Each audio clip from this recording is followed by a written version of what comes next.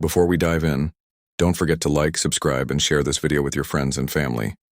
Also, let me know in the comments where you're watching from and what time it is for you. Thanks. I never thought my life would get tied to a Walmart fitting room, let alone end up being haunted by it years later. Back when I was 23, I was living in a small town in Missouri called Greenfield. If you've never heard of it, you're not missing much. It was one of those places where Friday night meant football games at the high school, and Saturday morning meant stopping by the one diner in town for pancakes and gossip. We had 2 gas stations, a Subway, a Dollar General, and our Walmart, our version of a mall. My mom and I lived in a single-wide trailer just off County Road 12. She worked mornings at the nursing home, pulling doubles when she could. My dad? He was long gone, remarried in Oklahoma with a new set of kids I didn't bother to know. It was just me and Mom, scraping by on rent and bills. I'd been working nights at the Walmart for about a year. Not glamorous, but it paid steady, and came with health insurance. My department was softlines. That's retail talk for the endless piles of cheap clothes nobody really wants but buys because it's convenient. Folding t-shirts, hanging jeans, sorting bras, day after day. The thing about Walmart at night is it feels like 2 different stores. Up front, where the registers are, it's chaos. Customers loading up carts with frozen pizzas, sodas, diapers, you name it. But the back corners where I worked, quiet as a graveyard. Just humming lights, the occasional squeak of a cart, and the stale smell of polyester. That quiet made it unbearable sometimes. So yeah, I cheated. I wore my earbuds under my hair, just one in, music low. It was against policy, but if you've ever folded the same stack of $7 sweatpants for 8 hours, you'd understand. Music kept me sane. My supervisor was a woman named Brenda, late 30s, divorced, too many cigarettes in her voice. She didn't care about much as long as I looked busy when she walked by. Her motto was, "If it looks good from 20 feet away, it's fine." That's how I thought most nights would go. But this one night, it started just like all the others.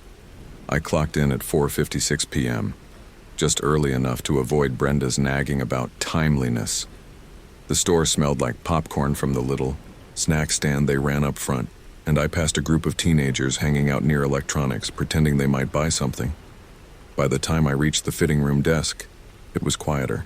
I set down my drink, slid on my badge, and checked the rack of returns waiting to be hung back on the floor. Half the shirts looked inside out, like customers had fought them on in the mirror. Another fun Friday night, I muttered to myself. At around 6:15, the first fitting room customer came in. A man in his 50s, plaid shirt tucked into worn jeans. He carried 5 polos, all in muted colors. "Evening," he said, polite but quiet. "Hey there, just trying these on?" I asked, grabbing a numbered tag. "Yes, ma'am." "Thank you, kindly. All rooms are open, take whichever you like. Just hang the tag outside so folks know it's in use." He gave me a smile, the kind people used to give before customer service felt like a war zone. "Much obliged." He went into the first stall on the left. I went back to folding jeans, the faint hum of my playlist keeping me steady. 10 minutes. Later, another man approached, and immediately something in me bristled. He was tall, lean to the point of wiry. His hoodie hung loose, hands shoved into the front pocket. His eyes darted left and right, never settling. He carried way more than 10 items stacked over his arm. "Need a room?" he muttered, voice low. Sure. Normally we've got a 10-item max, but..." I trailed off. What was I going to do? Argue with a stranger about Walmart policy? Not worth it. "Here you go." I handed him a tag marked 10 and nodded toward the row. "Any room, but the first one's open." He took the tag slowly, like he didn't trust me, then walked into the second stall, right next to the man in plaid. Most people would have left. A gap, not him. I shrugged it off and went back to my folding. For a while, nothing seemed off. My music carried me, one ear in, folding and hanging like a machine. The store sounds faded to background static. Then maybe 10 minutes later, the second man came back out. He dumped a heap of clothes onto my cart. His face was pale, sweaty, his breathing uneven. He avoided my eyes. "Thank you." "Have a good night," he mumbled and walked off fast. I stared after him. Something in my gut nodded. I looked down at the pile he left. At first, just wrinkles. Then, a small stain on a cuff, rust-colored. Another streak across some jeans. By the bottom of the pile, blood. Dark, wet, unmistakable. My stomach lurched. I pulled out my earbud. The silence hit hard, and that's when I heard it. Soft, rhythmic. A drip, drip, drip from the first stall. I froze. My throat went dry. Slowly, I looked down. A dark pool was spreading under the stall door.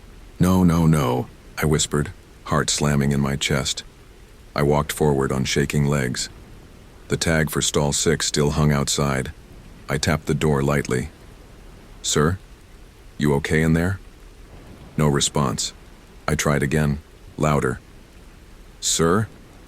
Still nothing. My hands trembled. As I pushed the door open, what I saw will never leave me. The man in plaid lay crumpled in the corner, his body soaked in red.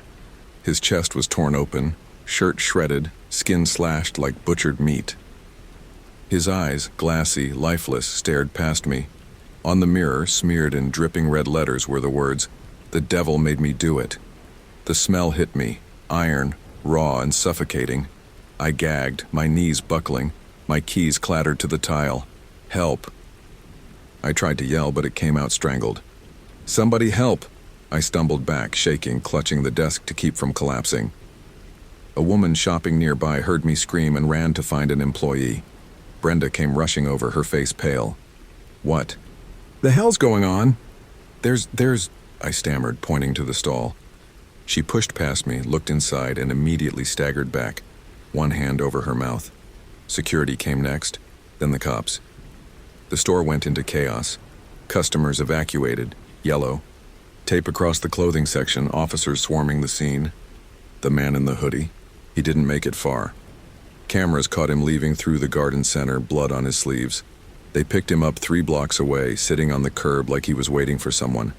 But none of that erased what I saw. That same night, after hours of police questions, Brenda pulled me aside. Her eyes were hard, colder than the crime scene itself. "You know you're not supposed to wear earbuds on the floor," she said. My mouth went dry. "What does that have to do with—" "If you'd been paying attention," she cut in, "maybe you could have heard it. Maybe he'd still be alive." The words stabbed deeper than the memory itself, because she wasn't entirely wrong. Kept thinking, if I hadn't turned up my music, maybe I would have heard something. A struggle, muffled cries, anything. Instead, I folded shirts while a man died 15 feet away. They fired me the same night.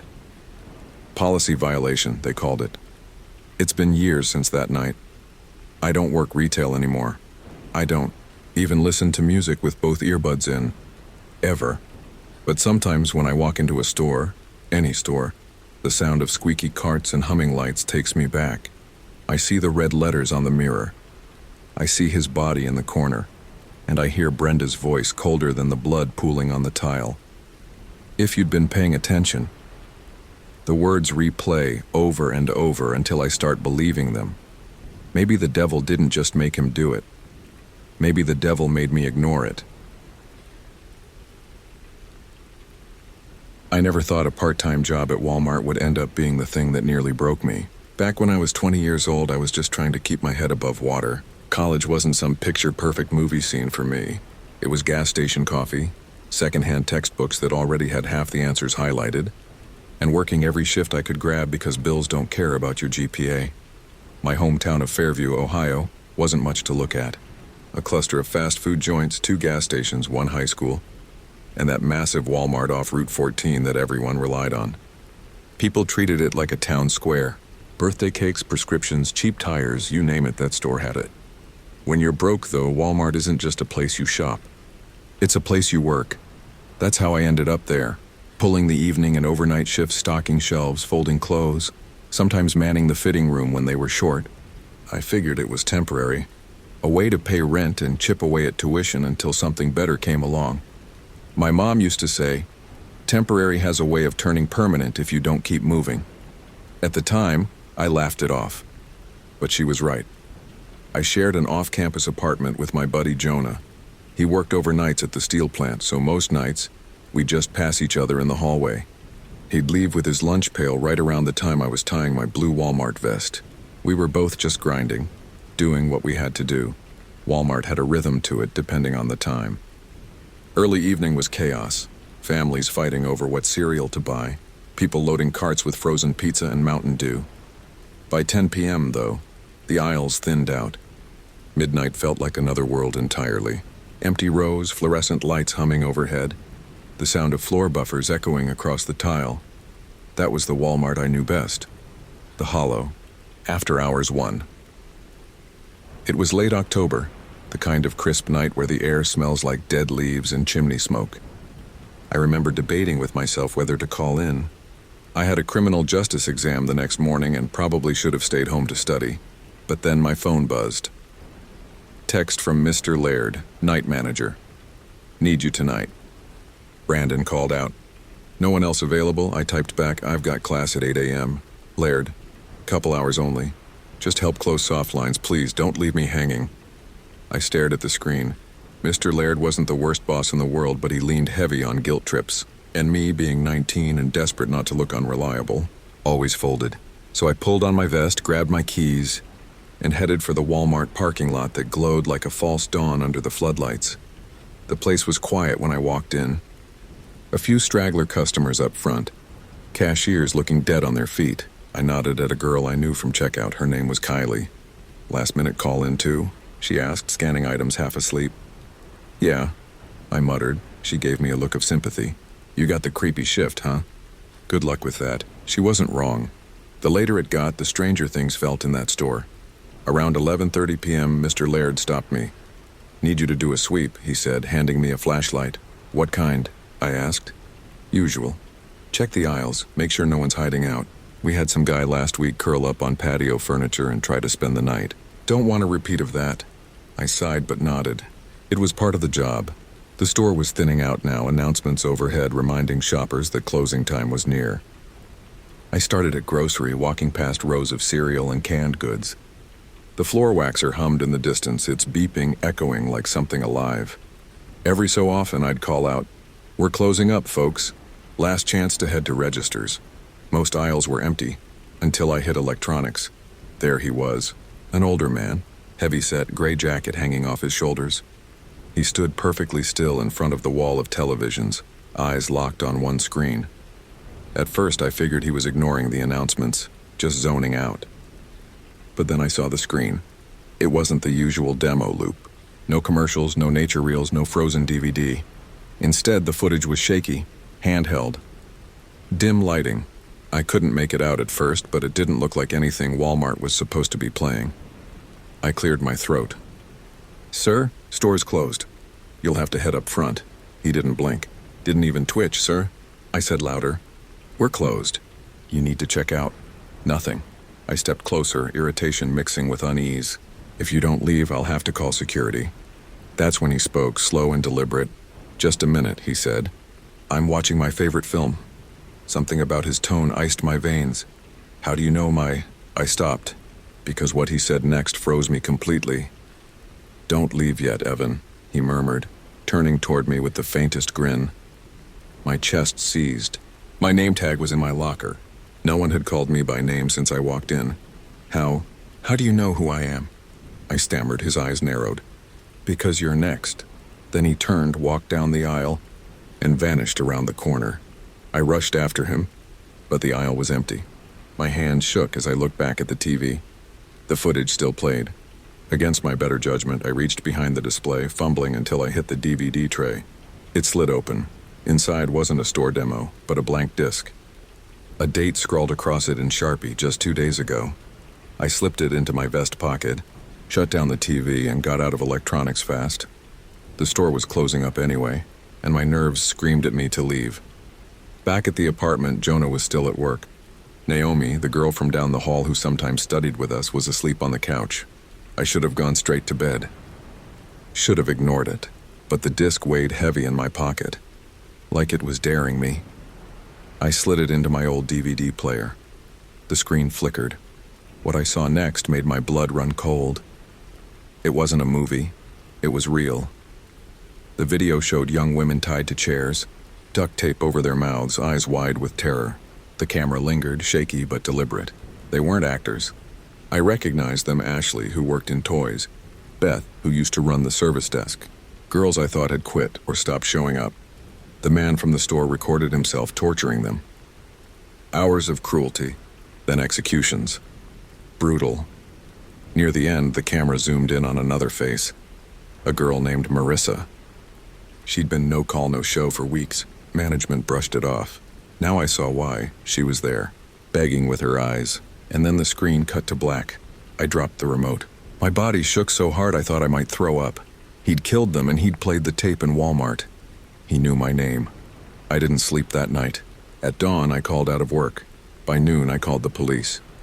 2 officers came, listened, took the disc. They promised they'd look into it, but weeks went by. No calls. No updates, nothing. The story never hit the news and I never saw the man again. It's been 15 years since that night. I don't set foot in Walmart anymore. Hell, I barely shop in big stores at all. Every time I walk through a parking lot, though, I feel it. That creeping dread. I wonder if he's still out there, watching, waiting, looking for the next kid in a blue vest to disappear. Because if he really meant what he said back then maybe I was supposed to be next.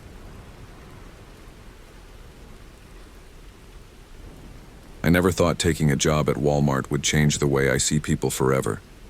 I was 24 when I applied, burned out, broke, and living in a town that felt like it was slowly rotting from the inside. My hometown was called Fairview, Michigan.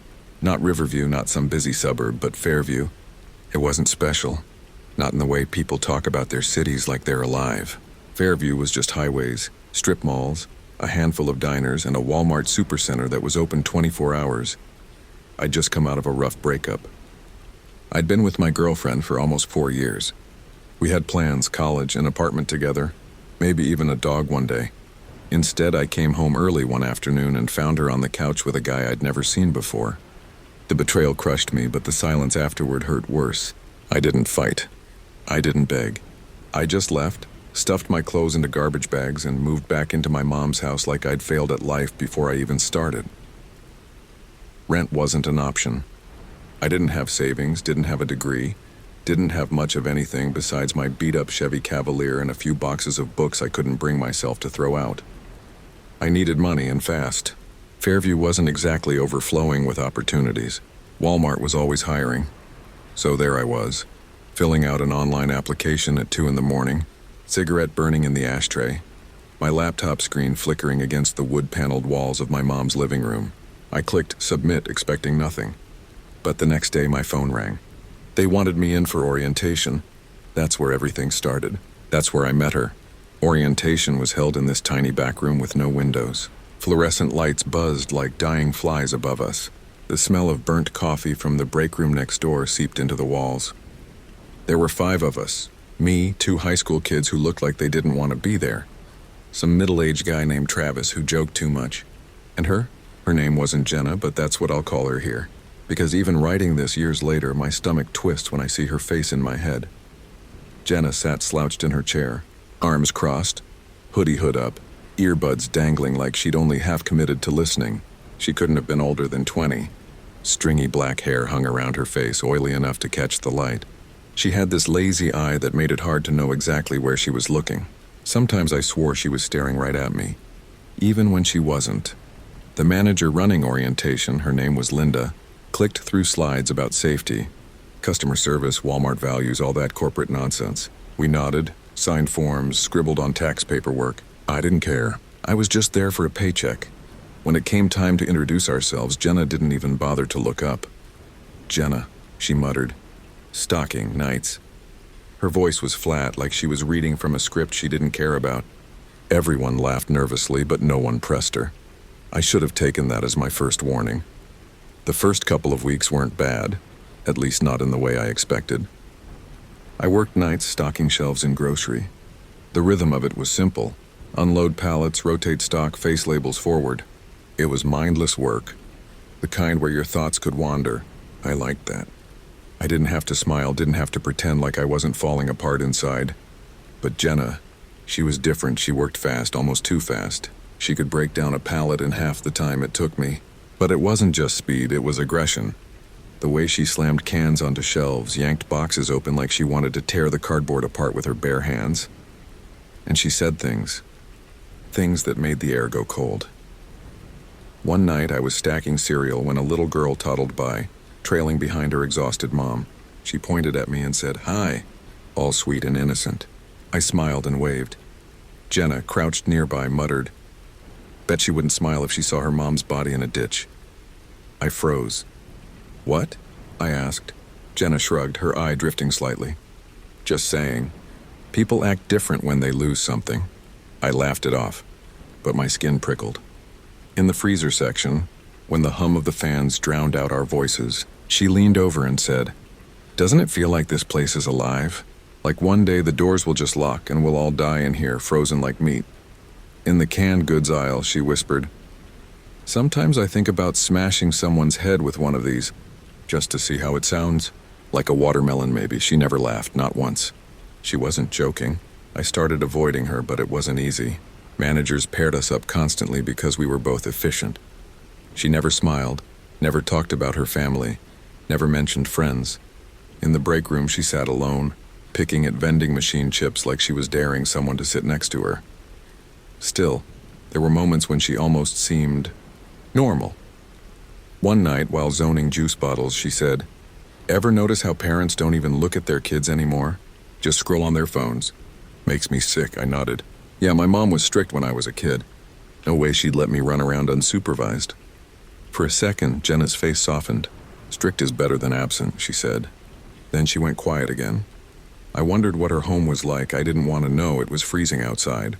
Snow fell so thick it muffled the world, made everything sound far away. Inside, the store was nearly empty. Just a few stragglers, an old couple, a guy buying beer, a woman wandering aimlessly in slippers. Was stocking pasta when I heard shouting. It was Jenna. Turned the corner and saw her squared up against an elderly man in the soup aisle. "Don't you talk to me like that," the man snapped. Jenna's voice was low, sharp. "Shut your mouth before I sew it shut with fishing line." My chest tightened. "Jenna," I barked. "What the hell are you doing?"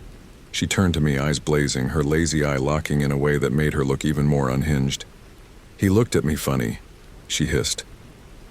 The man shook his head, muttering, "You're nuts," before hurrying away. I grabbed Jenna's arm, pulling her into the back room before a manager saw. She fought me the whole way, her nails digging into my wrist. "What the hell was that?" I demanded. She yanked free, chest heaving. "You don't get it. They're all rotten. All of them. Jenna, you can't just threaten people like that." She stared at me, lips curling into a faint, unsettling smile. "I've got a list." My stomach dropped. "What do you mean, a list?" Her voice dropped to a whisper. "People who deserve it. People who'll pay." I swallowed hard. "That's not funny. Do I look like I'm joking?" Her eyes locked on mine, and for the first time I felt real fear. Not the kind you laugh off, not the kind you shake away. The kind that lodges in your chest and makes your heart skip. "Jenna," I whispered. "Why are you telling me this?" "Because," she said softly, "you're not on it. Yet." Every time I closed my eyes, I saw her face. That faint smile. That whisper. That word, "yet." The next morning, I drove straight to the Fairview Police Department. I told them everything. The list, the threats, the way she described killing people like she'd already done it in her head. To my surprise, they believed me. Maybe it was the way I looked, tired, shaking, desperate. Maybe they'd heard of her before. Either way, they didn't laugh. They didn't dismiss me. They picked her up that afternoon. Word spread fast through Walmart. Whispers in the aisles, rumors in the break room. Some said they found a notebook in her locker, pages filled with names, managers, coworkers, even customers. 40 of them. And next to some names, dates. Circled. One of those dates was the very next day. She was charged with making terroristic threats. Locked up, but that wasn't the end of it. Not for me. Because some nights when I'm alone in my car after a shift, I swear I see headlights in my rearview mirror that follow too close. I change lanes, they change lanes. I turn, they turn, and when I close my eyes, I hear her voice again. "You're not on it yet." I think about the way she said "yet," like it was a promise. She'll get out one day. Maybe in a year, maybe in 5, maybe longer, and when she does, she'll remember me. And if she does, I already know exactly where I'll be. Still in Fairview. Still clocking in under those humming fluorescent lights. Still easy to find. And I wonder if this time, I'll finally see my name written down on her list.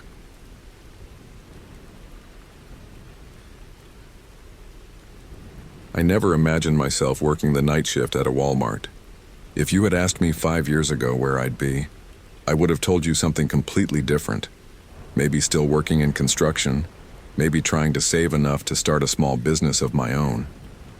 But things don't always go the way you plan. When the housing market tanked in my area, construction jobs dried up, and I spent almost a year drifting from one gig to the next. Delivery, warehouse work, even mowing lawns for cash. By the time I landed this job, I was burned out, broke, and just grateful to have something steady. Walmart was close enough to my apartment that I could walk if my car ever gave out. And the night position came with a small bump in pay. The manager, a heavyset guy named Richard with a permanent coffee mug in his hand, looked me up and down during the interview and said, "You're not afraid of long hours and weirdos, are you?" I laughed then, not realizing how serious he was. Working nights at Walmart is its own world. The store looks the same as it does in the daytime. Bright aisles, upbeat music, endless shelves. But when the doors shut at midnight, it changes. The silence is heavier, the shadows seem longer, and the only sounds you hear are the buzz of the lights or the squeak of a cartwheel echoing down an empty aisle. And then there are the night people. That's what we call them, me. The other stalkers, even the cashiers, people who come in after 10 with no real reason, wandering like they're lost, mumbling to themselves, hiding in corners. Some are harmless, some are sad, and some are the kind of people you wish you never had to see. The worst one I ever dealt with showed up on a Tuesday night last winter. It started around 11 Mao. The store was almost empty, just a couple of stragglers up front. I was in the freezer section near the back, stocking frozen dinners onto the shelves. My co-worker that night was a skinny guy named Luis. He was in his late 20s like me, always joking around to pass the time. "Man," Luis said as he wheeled his pallet past me, "if I have to look at one more box of Hot Pockets, I'm gonna lose it." I chuckled. "Could be worse. At least it's not dog food. Those bags weigh a ton." "True," he said. "Still, you ever feel like we're just ghosts back here? Like stores alive up front, and back here it's just us and the hum of the freezers." "Ghosts in blue vests," I said. He laughed and kept moving down the aisle. That's when I noticed her. A woman walked past me pushing a cart so full it looked like it might tip over. I wouldn't have paid her much attention except the way she moved was wrong. Her shoulders were hunched, her head twitching every few seconds like she was shaking off an invisible bug.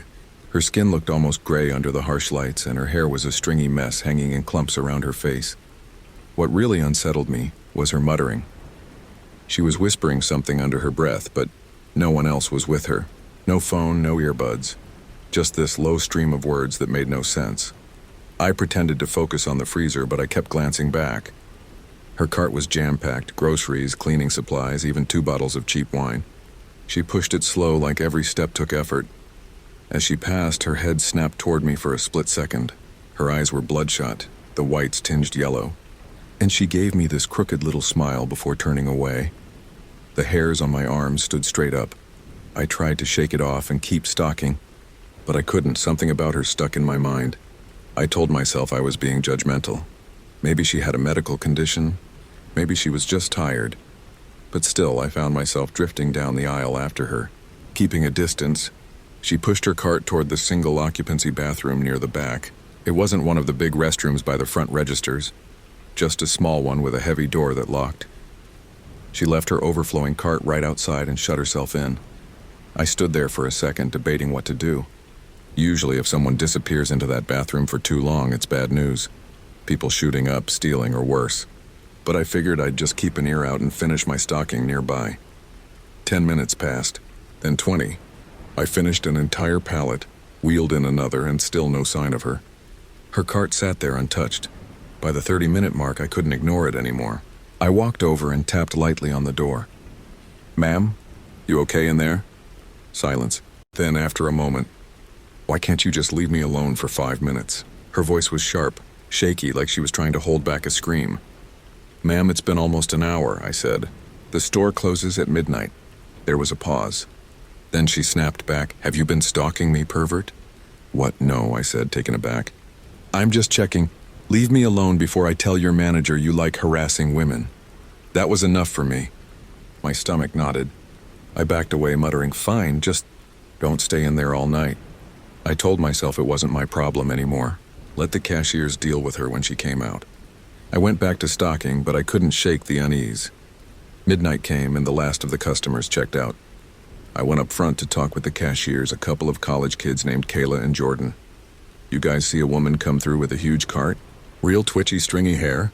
I asked. They shook their heads. "Nope," Kayla said. "Last big purchase we had was around 11:30. After that, it's just been a few candy bars and sodas." My stomach sank. That meant the woman hadn't checked out. She was still in the store. "Her cart's still back by the bathroom," I said. Jordan frowned. "So where the hell is she?" That kicked off a store-wide search. The cameras were useless. Our overnight security guy was half asleep in the office, barely paying attention. So it was up to us stalkers to walk the aisles and find her. I wish I hadn't been the one. I found her in one of the dark back corners of the store, near the clearance racks. Her cart was tipped on its side, items scattered everywhere, and she was crouched over them, tearing into food like a wild animal. She had a rotisserie chicken in her hands, grease running down her arms as she ripped chunks off with her teeth. Empty muffin wrappers and a half-drunk bottle of wine lay at her knees. "Oh my God," I muttered. "Hey, you can't eat that if you didn't buy it." Her head snapped up. Her mouth was smeared with grease and crumbs, her eyes wide and glassy. For a split second, she looked like something not human. "You," she hissed, voice low and broken. "You've been watching me." I raised my hands. "Ma'am, look, we just need you to leave, all right? Put the stuff down and walk out." She let out a laugh, a high, strangled sound that echoed down the empty aisle. Then she lunged at me. Her strength was unreal. She slammed into me with enough force to knock me onto the floor, her greasy hands grabbing for my face. I could smell the sour wine on her breath, the rot of her teeth as she snarled inches from me. I shouted, "Help! Back here!" Just as her teeth grazed my cheek, Luis and Richard came running. They yanked her off me, but it took everything they had to hold her down. She thrashed, screamed, tried to bite them. By the time the cops arrived, she was still fighting, spitting, and cursing. They cuffed her and dragged her out, and in her pockets they found 3 used syringes. The officers said she was strung out on meth, which explained the strength.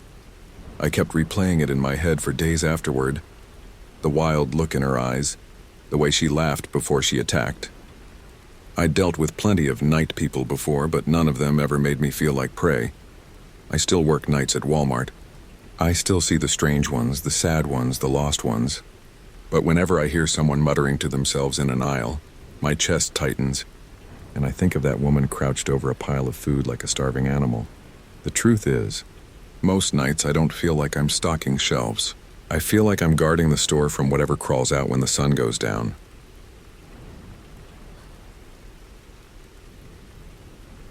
I never planned on being the one who cooked for the apartment. Honestly, I wasn't even that into cooking until recently, but moving out here to Edmonton from our small hometown in Ontario changed the way I lived in ways I didn't expect. Rent was higher, food was more expensive, and splitting bills with my 2 roommates, Ryan and Malik, meant we had to make sacrifices. Eating out all the time was killing our budget, so somewhere along the way I became the guy who knew his way around the kitchen. It wasn't that I was some master chef. I just started picking up recipes from YouTube and calling my mom when I screwed something up. But the thing was, it started to feel good. Cooking for my friends meant they could relax after their long shifts, and I could prove to myself that I was more useful than just another broke student trying to get by. That's what brought me to the night everything went wrong. It was around 10:30 on a Friday night. Ryan had just rolled a joint. Malik had cracked open a beer, and the 3 of us were sunk into the couch watching some dumb survival reality show. The kind where you already know half the contestants are going to tap out by day 3. "Man, I got the munchies already," Ryan muttered, leaning forward like a zombie sniffing food in the distance. "Same," Malik said, raising his hand like it was a vote. "Delivery?" They both looked at me. "Don't even start," I said. "We can't afford to keep dropping $50 every time you guys get the munchies." Ryan groaned. "So what? You're about to whip up some magic with what, 3 eggs and a jar of pickles? I smirked. Nope, hamburgers. Real ones. Homemade. Way better than anything McDonald's could cough up at this hour. Malik raised his eyebrows. You're serious? Dead serious, I said, standing. We just need ground beef, buns, some produce. I'll grab fries too. I can make a whole spread for like $15, Ryan exhaled smoke, grinning. You're a saint? Or an idiot, Malik added. Walmart closes in like half an hour, dude. You'll be sprinting. I'll be fine, I said, already sliding on my sneakers. You guys just get plates ready. I'll handle the rest. The Walmart was only a 7-minute drive away. Usually I hated going there. The fluorescent lights, the never-ending aisles, the crowds, something about it always made me feel drained. But at night, close to closing, the place had a different vibe. Almost peaceful. Quiet. The parking lot was practically empty when I pulled in, only a few scattered cars. I parked close to the front, grabbed my keys, and jogged toward the sliding doors. As I reached them, someone brushed hard against my shoulder. Yo, I started. But the guy didn't even turn. He shoved past me and darted inside, laughing under his breath like he just pulled off a prank. I froze for a second, annoyed. He wasn't a kid, though he acted like one. Maybe mid-20s, thin, greasy hair sticking out under a hoodie. The way he moved made my skin prickle. Like he had no destination, just energy spilling out in the worst way. I decided not to say anything. Best not to start drama with random strangers. Inside, the store felt emptier than I'd ever seen it. 1 or 2 employees were pushing carts of stock, their eyes glazed with end-of-shift fatigue. The guy who bumped me was nowhere in sight. Good, I thought. Maybe he'd head straight for electronics and leave me alone. I grabbed a cart and rolled toward produce. That's when I saw him again. He was standing by the apples, holding his phone out in selfie mode, filming himself as he giggled at the fruit like it was the funniest thing in the world. He had no basket, no cart, just his phone and this manic energy. I slowed my cart, pretending to study potatoes while keeping him in my peripheral vision. Okay, guys, check this one out, he muttered to his phone, zooming in close on a pile of cucumbers. He snorted, shaking his head, then looked up suddenly right at me. Our eyes locked for maybe half a second before I quickly looked down. Don't engage. Just shop. I waited, pretending to compare bags of lettuce, hoping he'd move on. But every time I glanced up, he was still there. Still filming. Still giggling. The third time our eyes met, he smirked. Then, suddenly, he was in front of me. Stop looking at me, he said, his voice low, sharp. I froze. Sorry, man. You disgust me. His lips curled, his eyes wide. You think you can stand there judging me? Huh? I lifted my hand slightly. Look, I'm just trying to buy groceries. That's it. He leaned in close enough that I could smell the sourness of his breath. I think you deserve exactly what's coming to you. I swallowed hard. All right. Stay away from me. He smiled then, a crooked, ugly grin. Or what? You'll shove a cucumber up my ass, though. Maybe you'd like that. My stomach turned. And just like that, he spun around and walked off, laughing again, disappearing into the next aisle.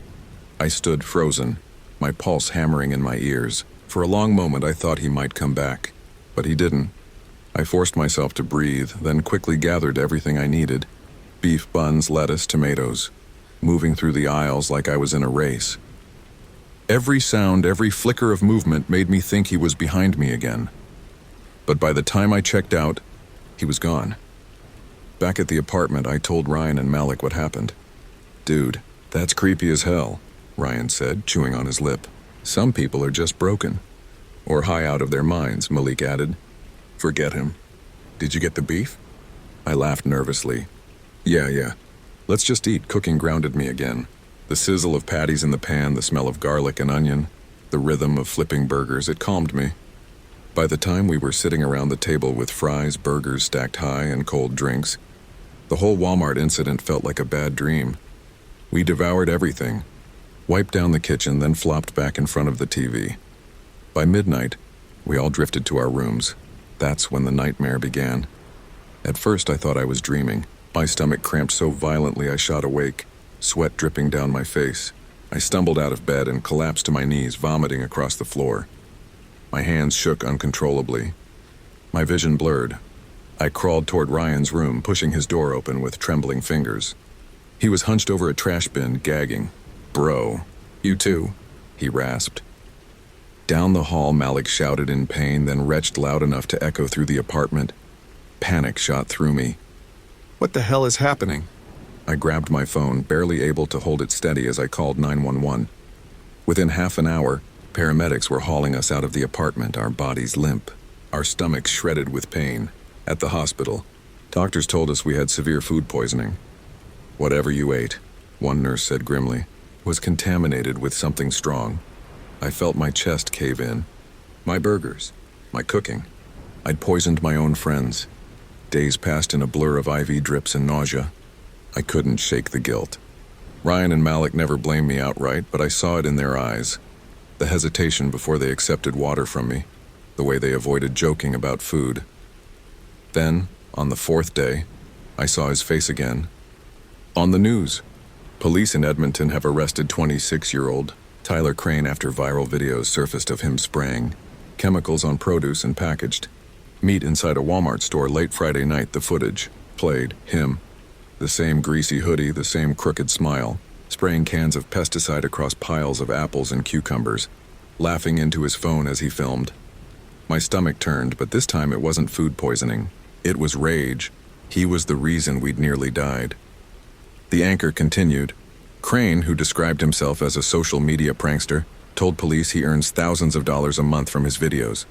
He now faces multiple charges of poisoning food, criminal damage, and reckless endangerment.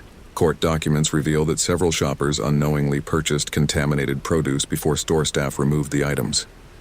Ryan walked into my hospital room as the segment ended. His face was pale, but his eyes were steady. "It wasn't you," he said quietly. "You didn't poison us," Malik joined him, nodding. "It was that psycho." Relief washed over me, but it didn't erase the memory. His face still haunted me, that grin. Those words, "You disgust me. You deserve what's coming to you." Even now, weeks later, I can't walk into a grocery store without my stomach tightening. I stare at every tomato, every apple, wondering if someone touched it, sprayed it, poisoned it. Food was supposed to be comforting. Now it feels like a gamble. And the scariest part? For every Tyler Crane who gets caught, how many more are out there, laughing into their phones, waiting for someone like me to take the bait?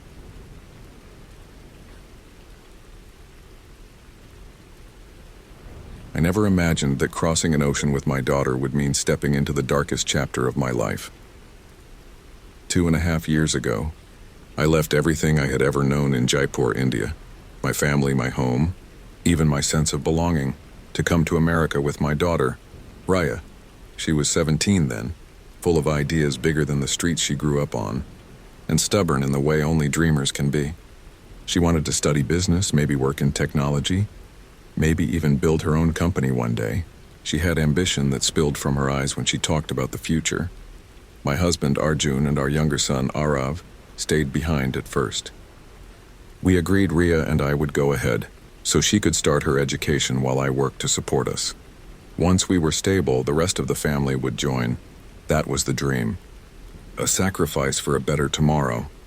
I kept telling myself that when I hugged my parents one last time at Jaipur airport, tears streaming down their faces, as if they knew I wasn't just leaving for another country. I was leaving behind the safety net that had carried me all my life. When we landed in Ohio, the first thing I noticed was the quiet. Back home, even at midnight, there was always noise. Dogs barking, auto rickshaws rattling, neighbors arguing. Here the streets looked deserted after dark. The air was cold and sharp, the houses lined neatly like someone had pressed them out of a mold. At first, I thought maybe that quiet would mean peace. I was wrong. Life in America was expensive in a way I hadn't fully understood. Rent ate at our savings. Groceries took more than I expected. Tuition for Ria's community college was heavy even with her scholarship. Soon I was desperate for work, and that's how Walmart entered our lives. It wasn't glamorous, but it was hiring. They didn't care about my accent, my lack of American experience, or my tired eyes. They just cared that I could stand on my feet for long hours, smile at customers, and follow orders without asking too many questions. Ria got hired too, part-time cashier and sometimes bakery helper. She was excited at first. "Mom, it'll be like a crash course in America," she joked on our first day. We wore the same blue vests with yellow Spark logos stitched on the chest. That vest became our armor, even though it often felt like a chain. The job was brutal in ways that wore you down slowly. For me, it was the customer service desk. Returns, complaints, angry voices from dawn to dusk. People slammed broken microwaves on the counter, shoved receipts in my face, snapped, "Can't you move faster?" While my manager stood in the corner, scribbling notes on a clipboard. For Ria, it was the register. A blur of barcodes, coupons, and endless, "Did you find everything okay today?" She was smart, but they didn't care. Training was minimal. When the bakery manager pulled her in to help with bread and cakes, she barely knew where anything was before being left alone with timers beeping, ovens roaring, and impatient supervisors telling her to hurry up. Still, we held on to one ritual that kept us sane. Lunch together at 1 p.m. in the break room. We'd bring tiffins from home. Roti rolled with aloo, leftover dal, sometimes rice with pickle. The smell always made the other workers glance at us, some wrinkling their noses, others asking what it was. We didn't care. For 30 minutes, the fluorescent lights, the barking managers, the noise, it all faded. It was just me and my daughter sharing food, reminding ourselves who we were. On cold mornings when we trudged through ice toward the bus stop, she'd squeeze my hand. One morning in December, with frost crunching under our shoes, she asked, "Mom, do you ever feel like this place is swallowing us whole?" Her voice was quiet, almost ashamed, like she thought she was being ungrateful. I squeezed her hand tighter. "Maybe, but one day we'll own our lives again. We just need to hold on." She smiled at me then, a tired smile, but real. I didn't know it would be the last one. Snow had fallen through the night, turning the parking lot into a sheet of ice. We clocked in at 9 a.m. Ria went to the bakery, I to the customer service desk. The morning was chaos, like always. A man yelling because his toaster didn't toast evenly. A woman demanding a refund for a vacuum she'd clearly used for months. The only thing that kept me steady was the thought of lunch at 1 at 12:55. I grabbed my tiffin and went to the break room. I sat in the corner like always, unwrapping paratha and checking my phone. 58. Any moment she'd walk in. 1:05. Nothing. I frowned and texted her. Me. "Beta, I'm in the break room." "Where are you?" No reply. I called. The phone rang and rang, then voicemail. By 1:25, my break was almost over. My chest felt tight. I told myself maybe she'd gotten stuck with a customer or the bakery manager wouldn't let her go. I shoved my phone away and returned to my desk. But something gnawed at me. Every time I looked toward the bakery, I expected to see her. She never appeared. When my shift ended at 5, I hurried to the front doors, our usual meeting spot. She wasn't there. My hands shook as I searched the aisles. The restrooms, the stockroom, the parking lot, nothing. Near the bakery, I noticed a group of co-workers leaning against the wall, whispering and laughing. Their laughter stopped when they saw me. I marched up, my throat dry. "Where's my daughter?" "Priya. She was working here today." A boy with pimples shrugged. "No idea," a girl smirked. "Maybe she went home early." "Isn't it 5 already?" Something in their faces was wrong. Cruel. Like they knew something I didn't. I pulled out my phone, dialed 911 with trembling fingers. 2 officers arrived quickly. Managers tried to brush them off. "Everything's fine. We can't disrupt business. Customers will panic." The officers ignored them. They turned to me, listened as I explained, then began searching. When we reached the bakery, one officer pointed to a steel door near the industrial ovens. "What's behind that?" My stomach dropped. That's the walk-in oven. Open it, please." My hand shook as I gripped the handle. The blast of heat hit me like a wave. Inside, on the blackened tray, was my daughter, her body twisted, burned, broken. The scream that tore from my throat wasn't human. I fell to the floor, clawing at the tiles, begging for it not to be real. They pulled me back, but my eyes wouldn't leave her. The oven controls were on the outside. The door couldn't lock from within. She hadn't put herself there. Someone had done it to her. In the days that followed, grief hollowed me out. I sat in our small apartment staring at her half-finished homework, her scarf draped over a chair, her coffee mug still on the counter.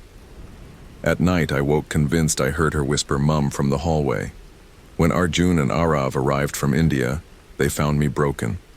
Arjun held me as I sobbed, whispering, "We'll fight for her. We'll get justice." But justice was a word that didn't mean much here.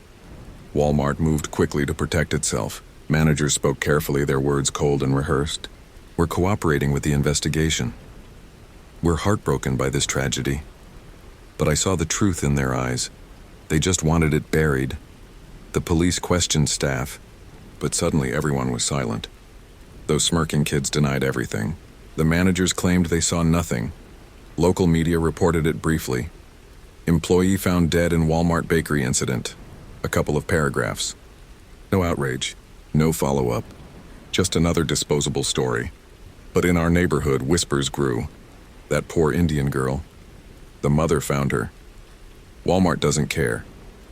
At night, I sat awake, my grief hardening into rage. I knew what had happened. They locked her inside. They laughed while she screamed. And they thought no one would fight for her. They were wrong. Ria was not just an employee. She was my daughter, my hope, my reason for crossing an ocean, and I will not let her be forgotten under fluorescent lights and corporate silence. One way or another, I will drag the truth into the light, even if it destroys me.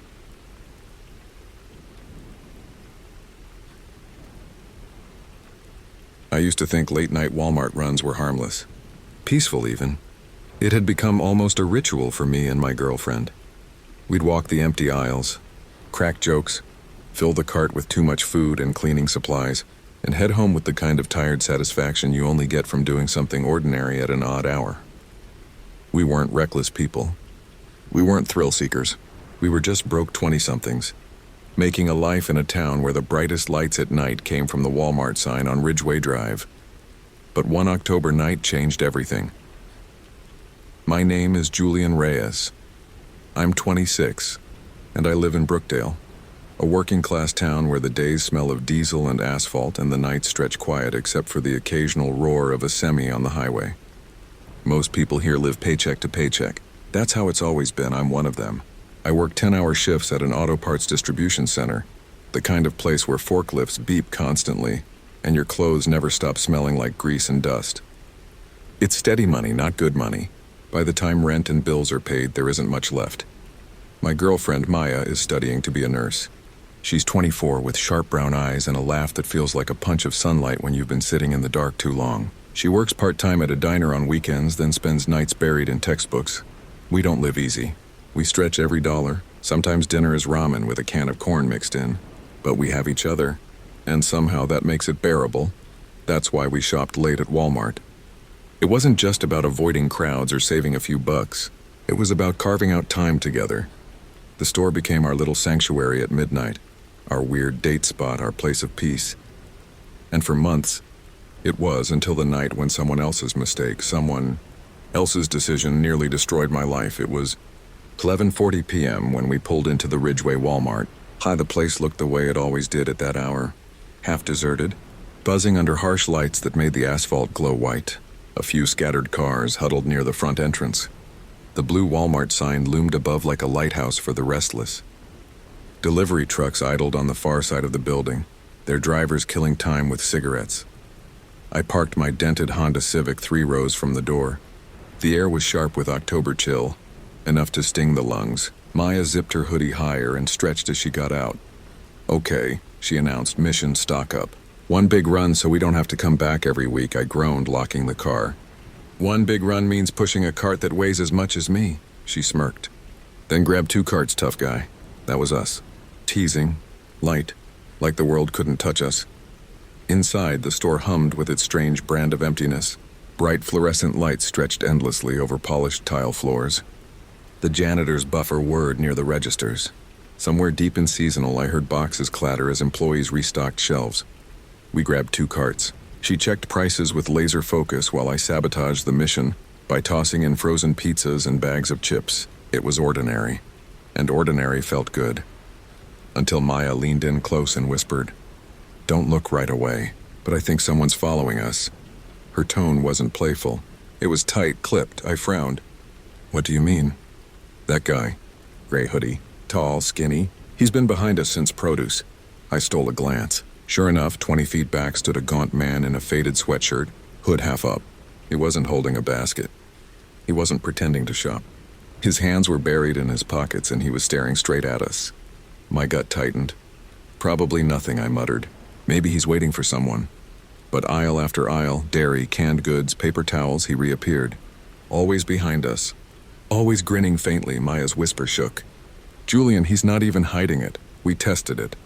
Cut through clothing, doubled back through electronics, looped through toys. Within minutes, there he was again, leaning against a rack of board games, waiting like he knew where we'd end up. My palms started sweating. This is freaking me out, Maya murmured. Yeah, I admitted. Me too. There was something about him, his grin, his stare, that felt less like curiosity and more like possession. Like he already owned the outcome of this night. We decided to check out quickly, both carts rattling as we pushed toward the front. Relief hovered close. Just a few minutes more and we'd be out. But cutting through women's clothing, the man lunged. He exploded from behind a rack, tackling me hard to the ground. My back slammed the tile, my head whipping back with a burst of stars. What the hell? Get off me, I yelled. I'm a loss prevention officer, he barked, pinning his knee into my chest. His face was wild, not professional, twisted with rage. You're being detained for theft, Maya screamed. He didn't steal anything. Get off him. Shut up before I put you down too, he snarled. Two more men appeared. One wore a Walmart vest with a radio, the other plain clothes. They seized my arms and wrenched them behind my back. Got him, one muttered. Matches the description. What description? I choked, struggling for breath. You've got the wrong guy. Shoppers stopped to stare. The janitor cut his buffer. Somewhere, someone muttered, "What's happening?" But nothing I said mattered. Their grips tightened. The cuffs bit my wrists. Maya's voice shook as she pleaded with them, but it was drowned out by radios crackling. Suspect in custody. Relief surged when I saw flashing lights outside. Finally, someone who would clear this up. But the cops didn't ask questions. One officer yanked me upright, slammed me against a wall. Mr. Victor Dalrin, you are under arrest for theft over $100. What? I gasped. That's not my name. I'm Julian Reyes. Check my wallet. It's in my pocket. Sir, don't reach into your pocket, the cop snapped. I'm saying check it yourself. But as I shifted slightly, desperate, the officer body slammed me to the floor. My face smacked the tile. Pain shot through my jaw. Stop resisting, he shouted. I'm not resisting. I screamed, muffled against the floor. Maya's voice cut through, ragged with tears. He didn't do anything. I'm recording this. Please stop. Put the phone down, another officer ordered. Or you're coming too. She clutched it tighter. You're hurting him. But they didn't care. The cuffs tightened until my hands went numb. They dragged me like a criminal toward the doors, fluorescent lights blurring overhead. In that moment, I knew nothing I said mattered. I was no longer Julian Reyes. I was whoever they decided I was. At the county jail, they stripped me of my belongings, fingerprinted me, shoved me into booking. Check my ID, I begged the clerk. Please, she scanned it. Julian Reyes, I turned wild-eyed to the officer. See, not Victor whatever. That's my name. His jaw clenched. Fake ID, and that was it. I was tossed into a holding cell that stank of sweat and piss. Hours dragged, then nearly 24. Nobody listened. Nobody cared. The other detainees laughed. One sneered. What did they get you for, man? You look like you cried when your mommy took your toy. I sat silent, staring at the floor. Humiliation pooled in me like poison. The next evening, a higher-up compared mugshots. The real suspect, Victor Dalrin, had been arrested in another town. He looked nothing like me except for being Latino with short hair. They released me without apology. Handed my wallet and phone back like they were doing me a favor. Maya was waiting outside, eyes swollen from crying. She hugged me so tightly I could barely breathe. We're suing them, she whispered. All of them. The video Maya recorded spread online within days. Millions of views. Hashtags, think pieces, outrage. Strangers calling me brave, others calling me weak. Arguments about race, police, Walmart, the system. I couldn't bring myself to watch it. The sound of my own voice screaming, "I'm not resisting," broke something inside me. I filed a lawsuit against Walmart, the loss prevention staff, and the county police. False arrest, racial profiling, assault, but lawsuits move slow. Months dragged. Nights dragged. What lingered most wasn't the case. It was the fear. Every time I stepped into Walmart, my pulse spiked. Every aisle felt like a trap. Every glance felt like suspicion. I scanned corners. I checked reflections in freezer doors. The peace of late-night shopping was gone forever. Now when I drive past Ridgeway Walmart, I feel my chest tighten. Because I know how close I came to being another name in the news. If that officer's finger had slipped, if I had struggled one more second, if Maya hadn't been there to record, I might not be alive. And all because, on one ordinary night, someone decided I looked like the wrong guy.